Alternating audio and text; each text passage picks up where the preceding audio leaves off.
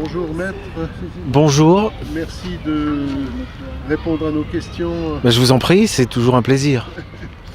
Donc vous êtes revenu de Syrie récemment. Est-ce que vous pouvez nous en parler un petit peu? Déjà, vous pouvez noter que je suis revenu. Bon, ce qui n'était pas évident pour la plupart de nos contemporains, en tout cas en France. L'idée d'aller en Syrie, ils sont tellement intoxiqués, et je me compte parmi les intoxiqués, hein. On ne se rend pas compte du matraquage médiatique que nous subissons si l'on ne va pas justement, si l'on ne sort pas de la zone d'influence, disons, de l'OTAN. On est soumis à un abrutissement qui fait qu'effectivement, lorsque je vais en Syrie, les gens s'inquiètent, croient que je ne vais pas revenir et que c'en est fini de moi. Bon, la preuve que non, je suis là, bien vivant, et c'est une façon de témoigner effectivement de ce que l'on nous raconte depuis quand même 5 ans. C'est ça qui est étonnant. C'est que depuis 5 ans, on nous raconte que le régime syrien n'en a plus que pour une semaine et que Bachar el-Assad doit faire ses valises.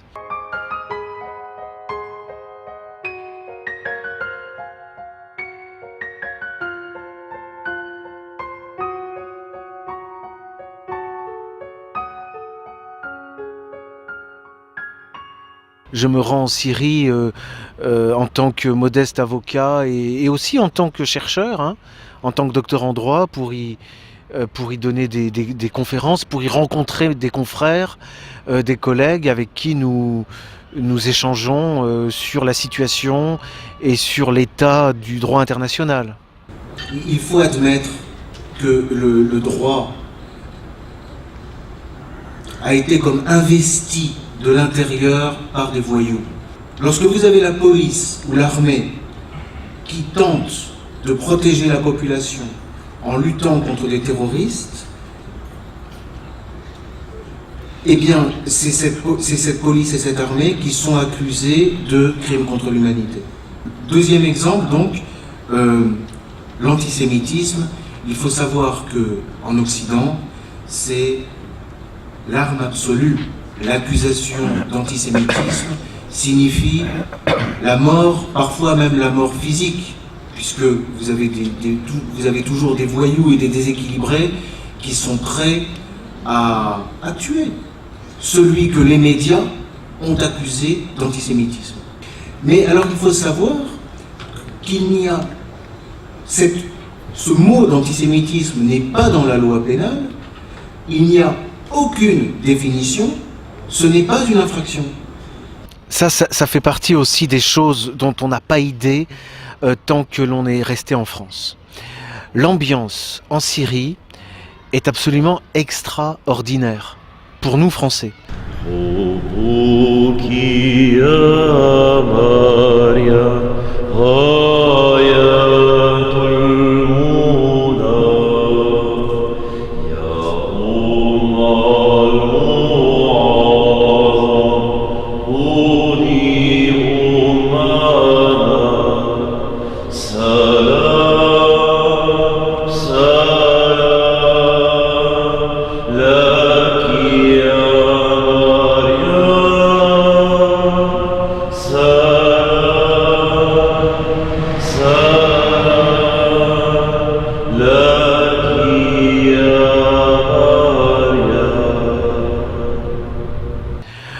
On est face à un peuple. On comprend ce que certains Allemands au début du 19e siècle appelaient un peuple jeune. Un peuple jeune, tous les peuples ont le même âge. Mais vous avez dans la vie des peuples des moments, disons, de rajeunissement. Et c'est là qu'on voit la différence avec la France. La population française est une population vieille. Mais pourquoi? Parce qu'il n'y a pas d'énergie. Il n'y a pas cette envie de vivre. Il faut une envie de vivre chez un peuple comme le peuple syrien qui subit depuis 5 ans l'agression coordonnée des États les plus puissants et les plus riches de la planète. Et les plus manipulateurs, les plus perfides, ceux qui ont le moins de scrupules. Hein. Et cette population, derrière son président, mais à la limite, c'est presque lui qui est derrière sa population. C'est vraiment une résistance et une volonté de plus que de vivre, une volonté de revivre. Je pense qu'on assiste en Syrie à une renaissance. Et comme on pourrait en souhaiter une pour la France. Voilà. La Syrie est devenue un exemple pour la France.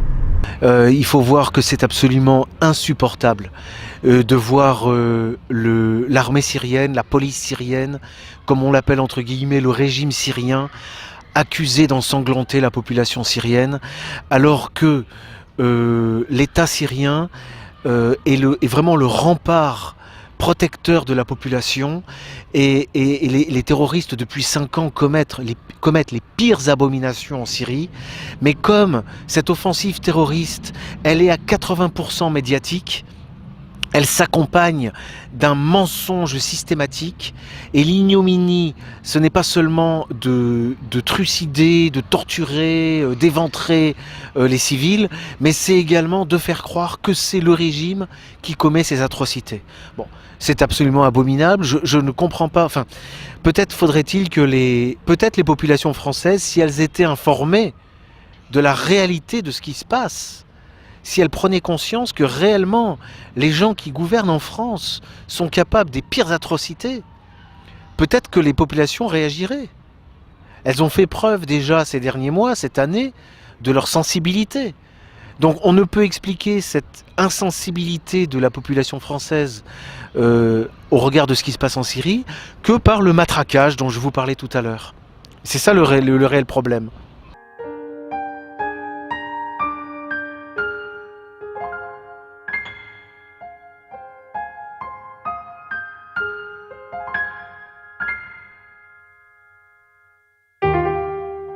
Que nous avions obtenu l'autorisation de nous rendre jusqu'à Tartous, jusqu'à Maloula, jusqu'à Homs et Sidnaya.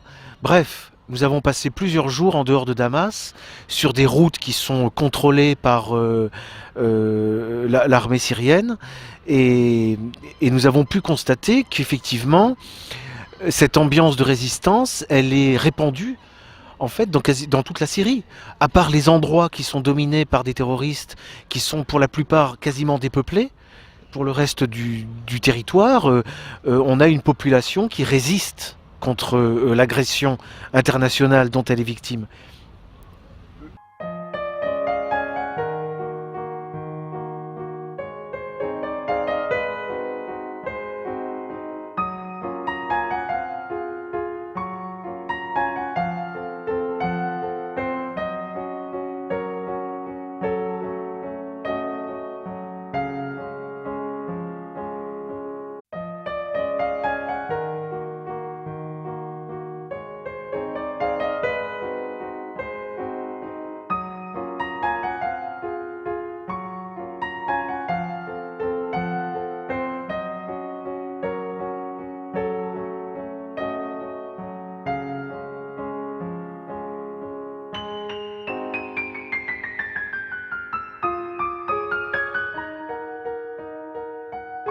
Bonjour maître.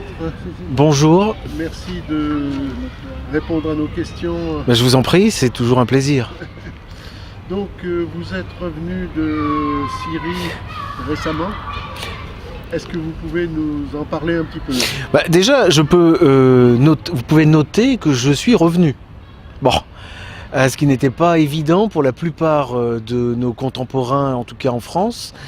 L'idée d'aller en Syrie, ils sont tellement intoxiqués, et je me compte parmi les intoxiqués, hein. On ne se rend pas compte du matraquage médiatique que nous subissons si l'on ne va pas justement, si l'on ne sort pas de la zone d'influence, disons, de l'OTAN. On est soumis à un abrutissement qui fait qu'effectivement, lorsque je vais en Syrie, les gens s'inquiètent, croient que je ne vais pas revenir et que c'en est fini de moi. Bon.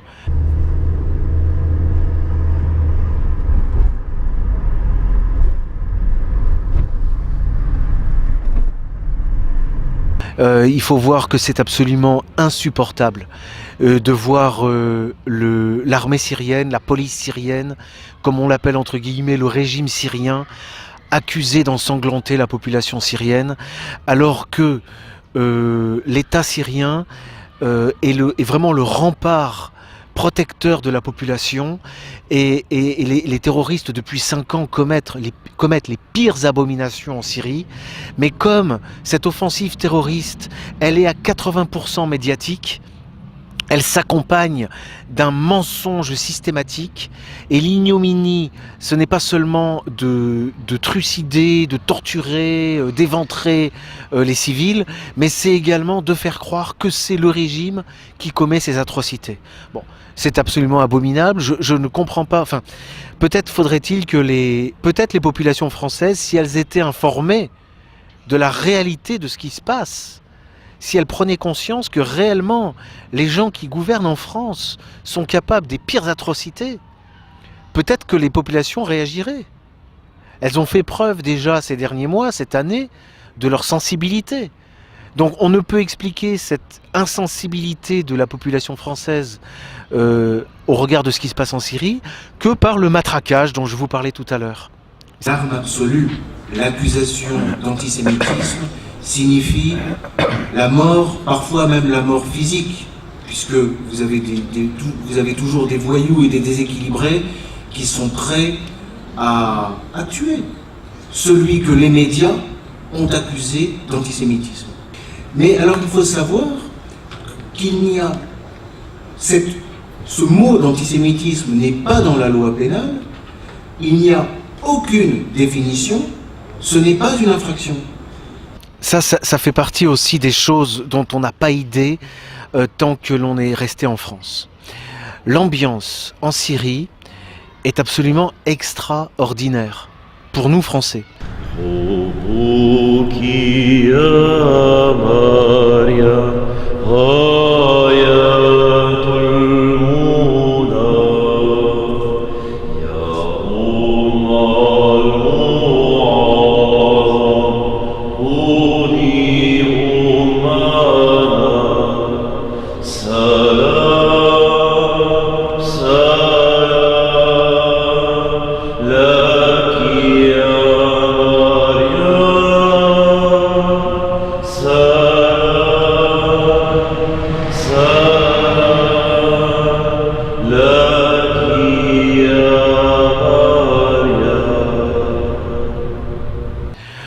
On est face à la preuve que non, je suis là, bien vivant, et c'est une façon de témoigner effectivement de ce que l'on nous raconte depuis quand même 5 ans. C'est ça qui est étonnant, c'est que depuis 5 ans, on nous raconte que le régime syrien n'en a plus que pour une semaine et que Bachar el-Assad doit faire ses valises.